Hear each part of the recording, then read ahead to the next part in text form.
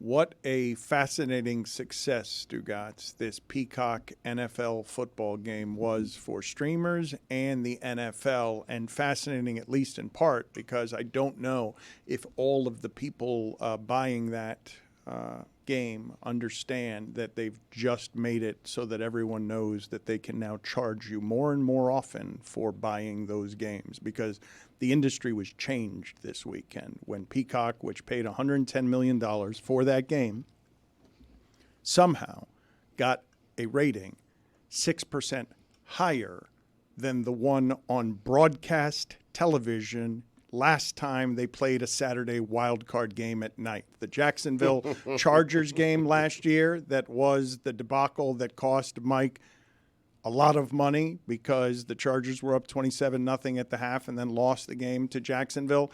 That game did 6% worse than this one. That's the Taylor Swift effect. That's the Kansas City Chiefs effect. I don't think the Miami Dolphins had much of anything to do with that, although the Miami Dolphins do have fans all over the world. There was interest in the Dolphins. I mean, they were a team that scored a lot of points this season. About the same as there would be in a Chargers-Jacksonville game. The spike was because of Kansas City. I don't think we're too far away removed from their success. The Dolphins are still an international brand, despite Lamar Smith being in the backfield for their last playoff win. We're 30 years or more removed from their success. It's multiple generations we're removed from Miami Dolphins' success. Yeah, but for whatever reason, the brand carries weight. As example by them probably having a game in Brazil next year. They were on Hard Knocks, too. Yeah, they're on Hard Knocks, and that's why they're always playing, What do you guys argue? The NFL. A lot of teams have been on Hard Knocks. That's a weird one. What do you guys? It's the Chiefs and Taylor Swift. What are you guys arguing with me about? We agree with you. We're just saying the Dolphins contributed a little bit to the interest. They played in the game somewhat. That's how they contributed. They were also there. That's too dismissive. And anyone else who was playing against the Chiefs, against Taylor Swift in a playoff game would have also gotten that number, and better teams would have gotten a better number. I think the point is, if you're putting the Chiefs at the top in terms of where is the national interest, the Dolphins are not at the bottom. The Dolphins are in the middle with this it's a fun offense. Again, though, the reason that people were watching the game, it's another playoff game if it's the Dolphins. It's the same as Chargers-Jacksonville if it's just the Dolphins. It's the Taylor Swift effect. The fact that they could go 6%, look, man, don't tell me this isn't a sea change. The fact that they could go 6% higher while eliminating old people who don't have Peacock and don't need Peacock and don't know how to find Peacock. The fact that they could do better than broadcast network television and the familiarity of finding the games everywhere you find them. I'm stunned that they went higher in a streaming service than they did on broadcast television. Amazon has been leaking fans for the NFL because of the Thursday night game, because it's not the same thing. People are used to, you eliminate the old and you eliminate the poor when you put it in a place that people can't get it for free in the same place that they always find it. And they did that and still increased by 6%. That stunned me. It did. And I'm assuming it's because of Taylor Swift and the Chiefs that make it a different kind of game that has to be sought out. I would also say the weather contributed to that novelty game. Like, there was a lot of talk about, can these teams play in freezing cold weather? And so I think, Dan, no one's disagreeing with you. I think those are probably the top two things. We're just saying there were other factors into that number. Yeah, like Tyreek Hill returning to Kansas City, I think was a little bit of an interest level. And keep in mind, the first half of this season, the Dolphins were the it team in the NFL. They scored 70 points in a game for the first time since the 1930s. I mean, they were an offense that was record-setting. And so there is an interest in the Dolphins. And Mike is exactly right. They have a national following. International. They travel very well. They have huge fan clubs all over London. Mm-hmm. They're a team with a draw beyond the NFL. They do find themselves in a branding crossroads, though, because the moniker Fins Up has to be retired due to a dispute with the estate of Jimmy Buffett. So what do we say now as a rallying cry for the Miami Dolphins? It looks a little more ridiculous now. Today, Mike McDaniel running off of the field with a shark's fin meant to be a dolphin. No. fin What you just did there, scrub the video. Like, that's a trademark infringement. What was the team motto before Fins Up? Go Dolphins? I don't know. Yeah, that should do it. Go Dolphins. No, he figured it out. Go Dolphins. Yeah. Clever. Right. With an exclamation point. Tyreek Hill was all over social media. People kept showing him. He was making fun of his own ashy lips coming out onto the field, why no one told him anything about that. He also is, pointing out that L'Jarius Sneed, a lot of people are showing the video of him getting jammed into the ground by L'Jarius Sneed, and he said he jammed my ass back to Cancun. And he also says on social media, F everybody else, it still fins up. That's what Tyreek Hill Wow. has to say. That seems directed at Jimmy Buffett's estate. That is hugely disrespectful. Stugotz, can you tell me here if we finally saw Mike Tomlin blink? Let's play this video here of them losing against Buffalo yesterday in a game that was played at 4:30 in the afternoon on a Monday. Anyone? Mike, you have a year left on your contract. He did blink. He walked out in the middle rude. of the question. Agreed. Let's go ahead and look at that again and see exactly how far into the question he got before he just walked out. Anyone? Mike, you have a year left on your contract. Year. Please, It's not Tomlin. right, man. Do your job, Tomlin. Seriously, answer the question. Yeah, or at least answer it without saying anything, but answer it. All we do is praise you winning season after winning season, even though you've lost your last 5 playoff games. I think you've won 1 Super Bowl. You probably should have won more. And your job is never up. You have never taken your contract to the end, and the reporter is doing her job by asking that question. And for you to walk out in that situation, please, you've been asked it once in your life. Answer the question. If I may, the way he answered it, better than any other way he could have possibly answered it for us. It's the only way we play it. Any amount of words he could have said there, not as good as what it is that he did by way of his answer. Thank you, Mike Tomlin, for doing it that way. I salute you. I don't understand how your team was still playing games yesterday. He creates more questions, though, with that response. Yes, exactly. Like, that is, to Dan's point, that's a response more than just playing the game of saying the same thing he would say every other year in that spot. There was some more positive locker room and post-game feelings. I think a lot of people had this reaction for Detroit. I know Stugotz was celebrating Jared Goff yesterday, but there were a lot of people to be happy for in Detroit, including Man Campbell. Let's watch this. We play next Sunday back here at home, guys. So look, we got the winner of Tampa and Philly, which is tomorrow. We'll be here at 3 o'clock back at Ford Field because you guys earned it. Dude, how electric was it out there? I'm telling you what, it doesn't get any better. It's everything you dream of and then more. All right, that's outstanding work. I got 2 game balls. All right, number 1, listen, when you come in 3 years ago, like me and this guy did, and you had a vision and you start working together and you've got an idea how you want to build it and the type of players you're looking for and how you want to go top to bottom, offense, defense, special teams, and you're in f***ing lockstep. You're in f***ing lockstep. I'm telling you guys, it's a shitty business. It ain't always perfect, but we do a pretty good job, baby. All right?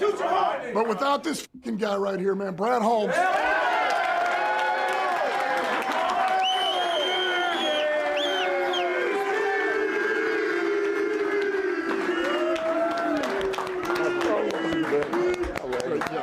Great job.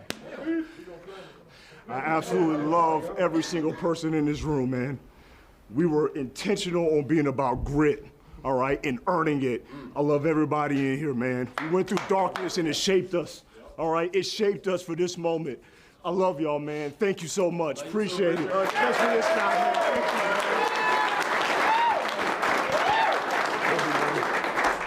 man. Okay, I'll just say it like this, all right? Hey, you're good enough for Detroit, Jay. Hey,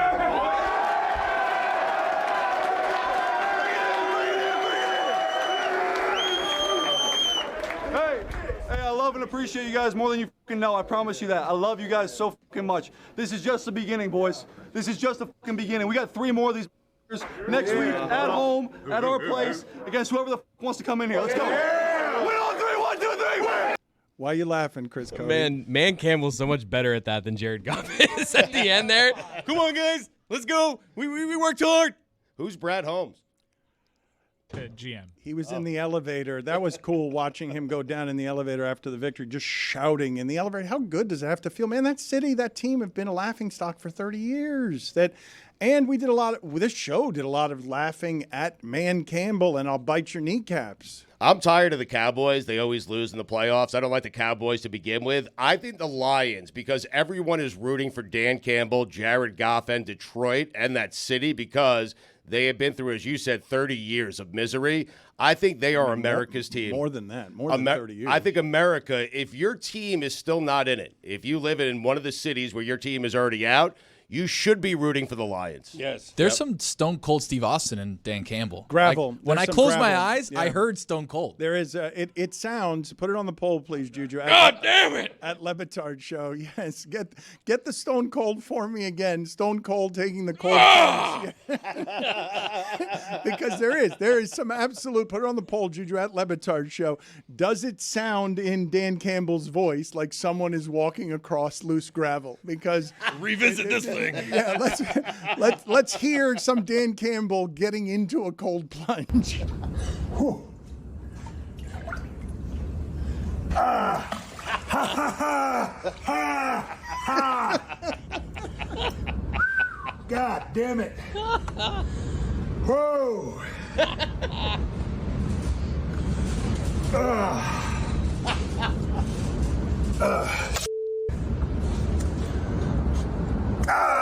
Jeez.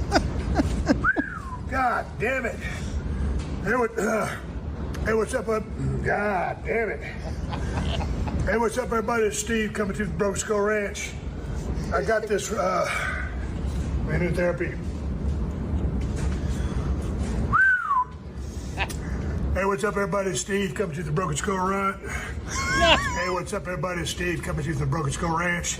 About to do my first cold plunge and renewed therapy. My shop says 43 degrees right now, so I'm sure the water is sub 50. I was going to start off at 50. It's going to be a little bit colder than that. And we're going 3 minutes here. Once it gets on to 12, and 5, 4, 3, 2, down we go. God damn. Ha ha. Ha ha. Ha, son of a bitch! Ha! Ha ha ha! Ha ha ha! Oh, mother! Gonna revisit this mother. Revisit. It is time for Stugotz to share his game notes. No one in the media will tell you what happened better than my boy Stu. Weekend observations brought to you by Miller Lite. Great taste, 96 calories, available for delivery.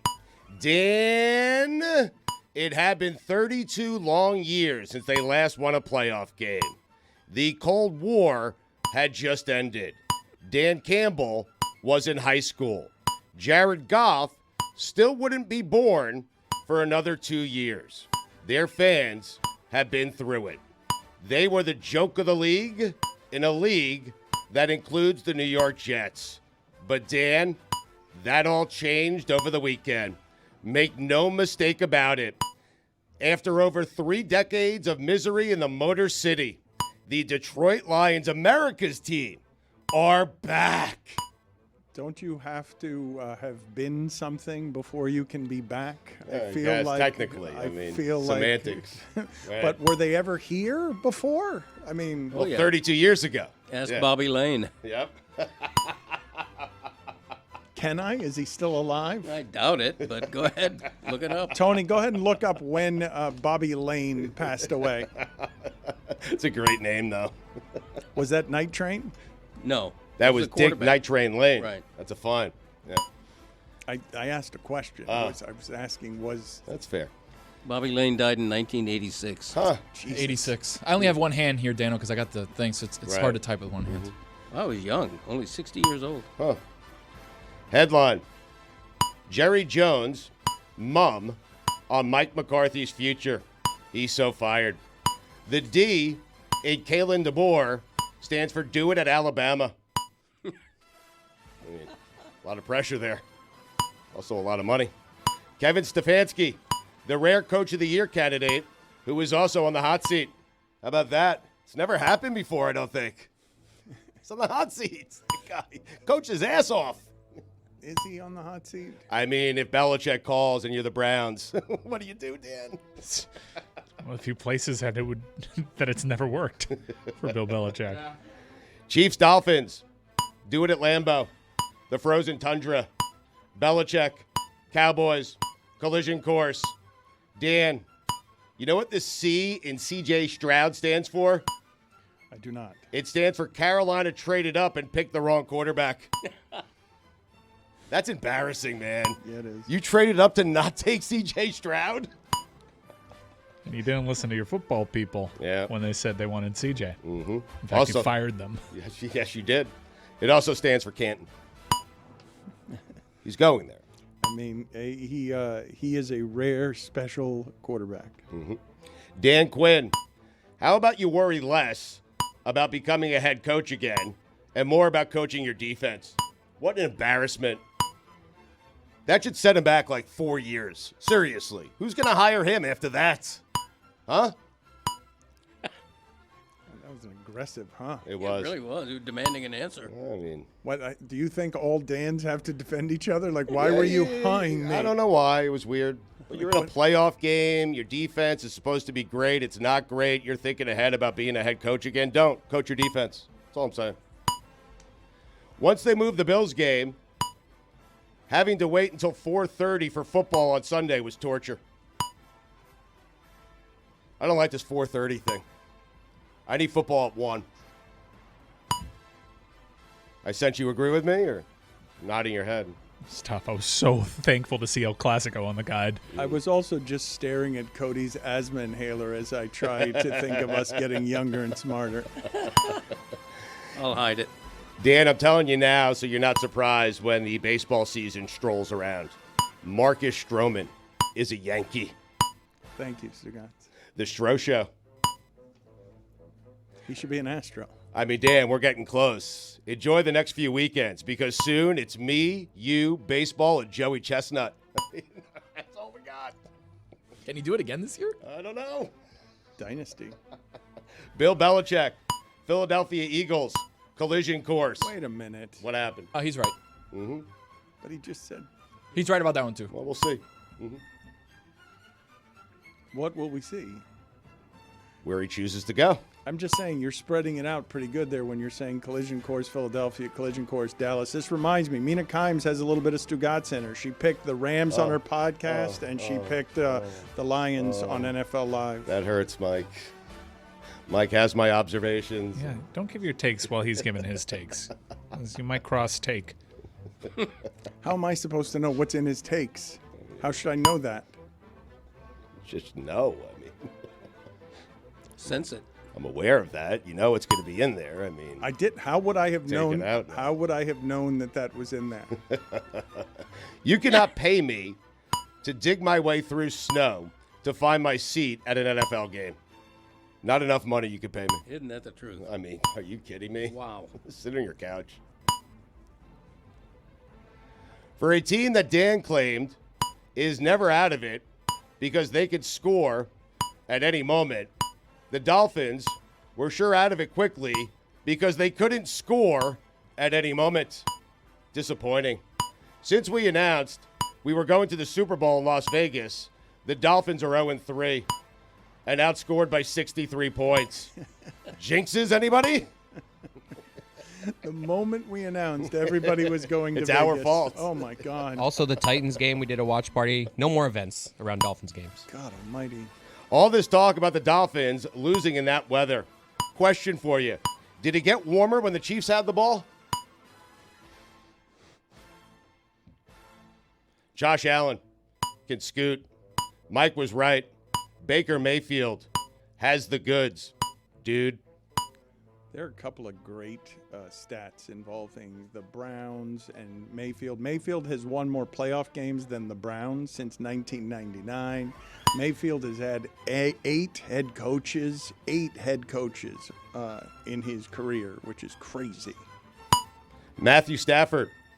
Do it in Detroit. Dan, You know what was on the menu Sunday night in Detroit?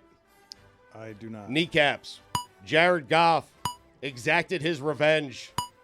I'm not 100% certain what nepotism looks like, but I'm pretty certain it looks like Tom Izzo's kid walking onto the Michigan State basketball team. He works hard. Get a scholarship. Speaking of nepotism, Steve and Brian Belichick. Harbaugh's kid, a lot of people were pointing out Harbaugh's kid was the special teams coach in that game where the punt returner dropped the ball at the 1 yard line. I know this has been a crazy Michigan. I know this has been a crazy Michigan season, but do you guys remember that Jack Harbaugh was co-head coach for a game? Yeah. What? He gets a championship ring because he was co-head coach for one game this season, a championship winning season. The Rams' flight was delayed multiple hours after plane issues. Hopefully nobody missed their connection to Cancun. Kalen DeBoer, the rare coach who got his team to a national championship. Then after 30 minutes, you can't remember if it's Kalen or Caleb. Katie Nolan, do it against Ken Jennings. Patrick Beverly is a 76er. Huh? What are you laughing at? Ken Jennings? I'm still funny. I'm still laughing at you telling Katie Nolan to win Jeopardy She's against so good at Ken that. Jennings. Yes. Smart, man. I'd give anything to see the amount of money Phil Knight wired Dan Lanning after Nick Saban retired. Patrick Mahomes, do it on the road. Patrick Mahomes, do it in warm weather. Patrick Mahomes, do it in a dome. If we're being honest, Joe Flacco was due for a stinker. The Jets trading for Jordan Love in 2037 collision course. Tired of them. The Packers I'm talking about. How? I can't wait for the video of a shirtless Bill Belichick sneaking out of Jerry Jones's house at 5:30 in the morning. What were they doing? Like, why would he be Well, you remember shirtless? McCarthy had to sleep over his house. Over his house as part of the interview. So odd. Underreported story. Why a sleepover? Why shirtless? They're adults. I think he added the shirtless detail just because we have video of Bill Belichick at a Ring doorbell leaving an apartment shirtless. Mm-hmm. It'd be great if Belichick negotiated that his sons had to stay in New England. Tired of those kids. Dan, the D in Dak stands for do it in the playoffs. You know what the P in Prescott stands for? I do not. Not playoffs.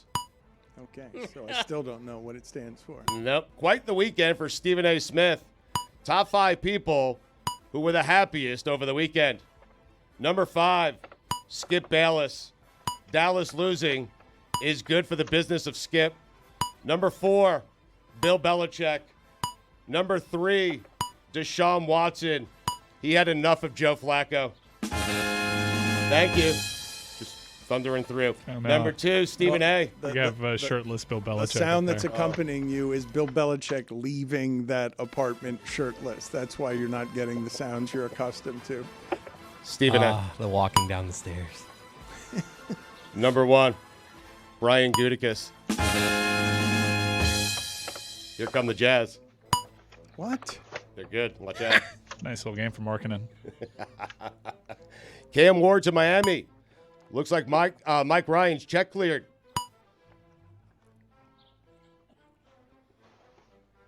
Mike McDaniel was so much cooler when we thought he was smarter than everyone else. Dan Campbell's post-game locker room speech. Goosebumps. Dawson Knox and Dalton Kincaid are the same person. I kept calling Dawson Knox Dalton Knox and Dalton Kincaid Dawson Kincaid. So did my mom.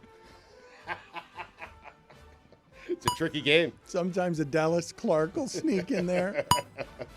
The Packers have more playoff wins at AT&T Stadium than the Cowboys do. That's crazy.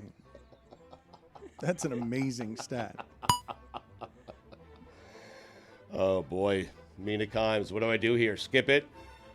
Mina Kimes picking the Lions on the Mina Kimes Show with Lenny and the Rams on NFL Live, Mina, the Stugotz, is strong in you.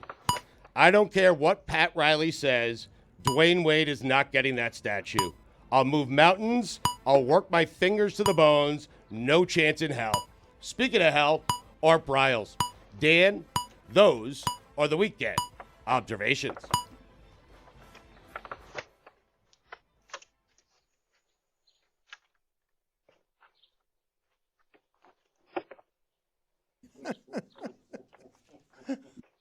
So John Reed made a Las Vegas song that we played on the air, and it was a catchy little ditty. By the way, if you want to be with us at Stadium Swim at Circa Hotel, February 8th and 9th, we're doing a live show, live broadcast, February 8th and 9th at 10 a.m. Pacific time. Reserve your tickets right now. We've been blown away by the early response to this, and we have a much more tidy web address for you to go to, for you to lock in your place for Las Vegas as our show descends upon Las Vegas, Nevada for the Super Bowl. First time ever in our show's illustrious history that the entire cast of the show will be traveling to the Super Bowl location. Head over to circalasvegas.com/LeBatard. So we've had that theme song for a little bit. I should point out to the people, incidentally, that I've seen some of the planning and some of the photographs. This is going to be a wonderful party that's going to, I don't want to overpromise here, but it's going to be a lot of fun. It should be great, provided that Dan and I don't tear apart at the seams. Here's that song by John Reed, and I want to get to it. What this is actually inspired around these parts. Viva Las Vegas, here we come. Hey, hey, hey, who? Is that Dan? Is that Stu? Is that Mike, Ryan, Billy, Gil, Chris, and Greg, too? Is that Juju? Out in Vegas. Oh boy, is that Roy? Is that Roy? Talking hockey at the bar. Look, you done took it too far. Out in Vegas. Roy to the penalty box. Viva Las Vegas. Hey, hey, hey, who? It's a banger of a parody song, and John Reed went back in the lab, and I will debut a new John Reed song in a second, but we have a live shot of Jeremy Taché, who is also musically inclined, and he is hard at work in the lab right now crafting another song for this show. So John Reed, an unlikely source, but I thank you for the inspiration that you've given our team, and you've earned yourself an opportunity to trust you until it goes south. Now, I fear that this may go south very quickly. But because of the Viva Las Vegas song, I will play your next song, and this is a parody song that has to do with the Dolphins' empty promises this season.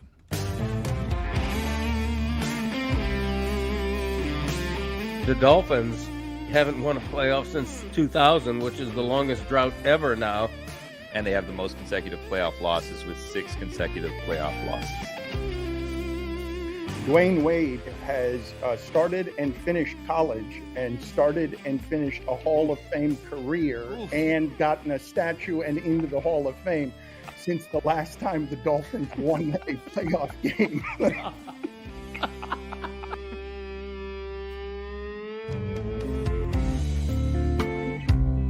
I thought I found the right Dolphins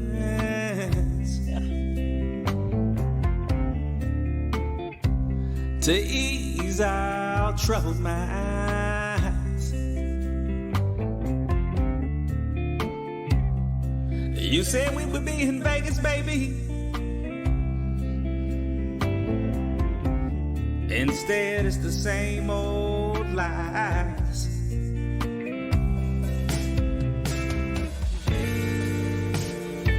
I thought we had a chance. Now it's all over. Said we would be there every step of the way. But all we ever get is empty promise, Dolphins.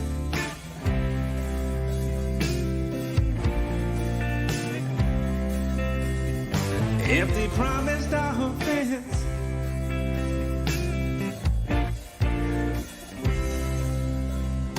Empty promise, Dolphins. Turn to the Blues. Maybe we don't trust them as much. Agreed. It's hard living up to Viva Las Vegas, though, you know. We will get to a parade of gas bags in a moment. Oh, wow. It has been a minute since we have done one of those. I suspect that Greg Cody will be featured prominently in that as the greatest of the Dolphin homers. But I wanted to ask you guys something. I had a dog park incident over the weekend.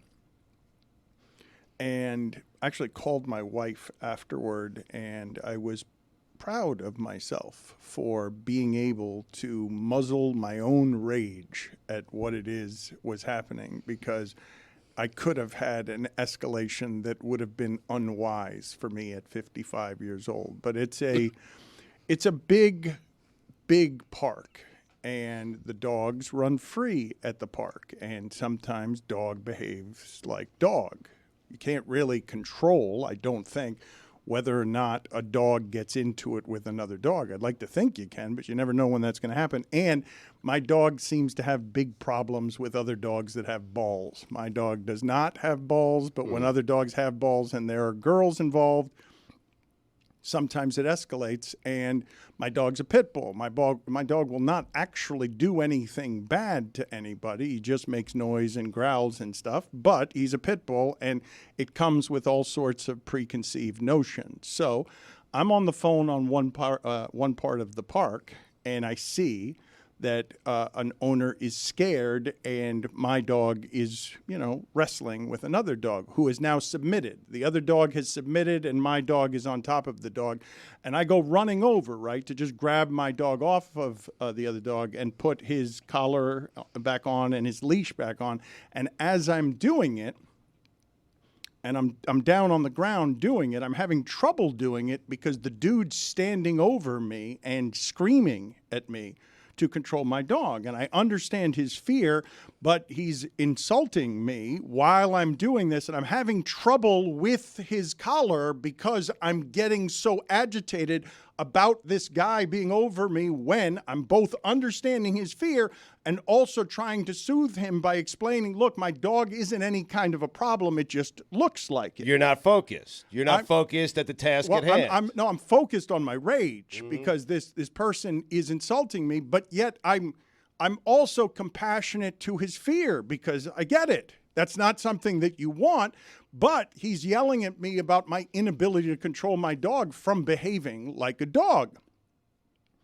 And this happens for a minute because, Stugotz, my hands are now shaking with anger at this person standing over me, and I was able in that, and this is different for me, not just with age, Stugotz, but because now everybody in Florida is armed. Like you gotta kind of be smarter about stuff like that.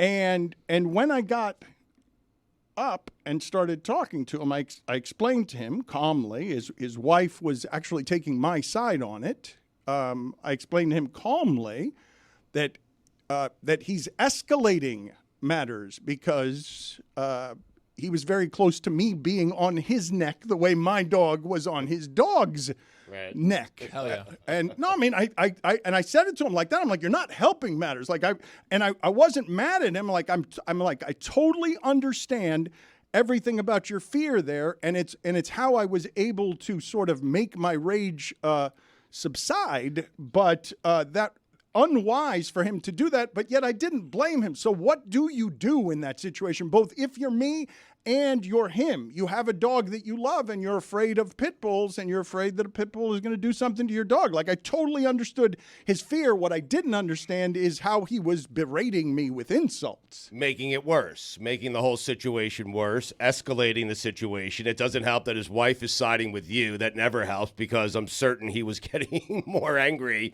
because his wife was siding with you. I have a rule for a dog park. I'm sorry. When you bring your dog to a dog park, you let dogs be dogs. That's it. You take the leash off. You let them run around. If they wrestle a little bit, if they play, too bad. If you don't like it, don't bring your dog to the dog park. That's it. I really didn't know whether,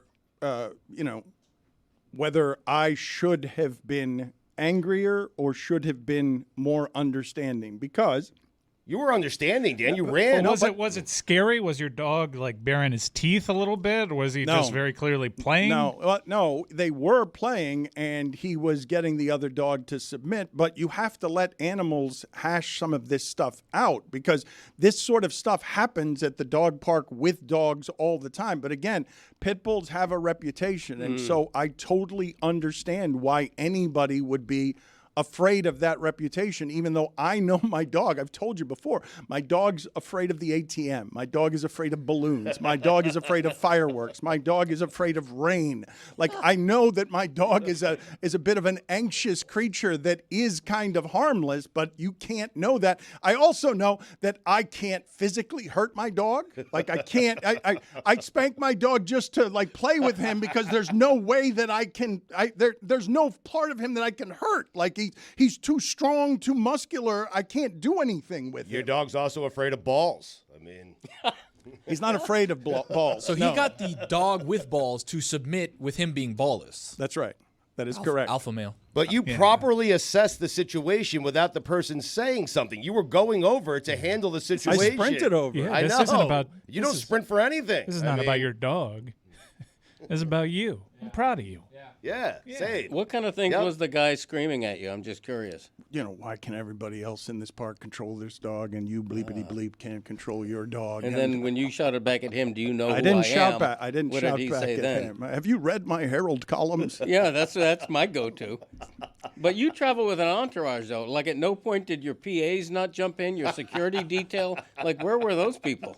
You know, that's what I'm wondering. Fair point. You know, the dog has his own entourage over there. You thought the butler should have jumped Yes, exactly. You know, you don't work alone. You always got a crew with you. They should have been at your hand. This is a new and improved Dan Le Batard Show with the Stugotz. Gamble on by DraftKings. I know.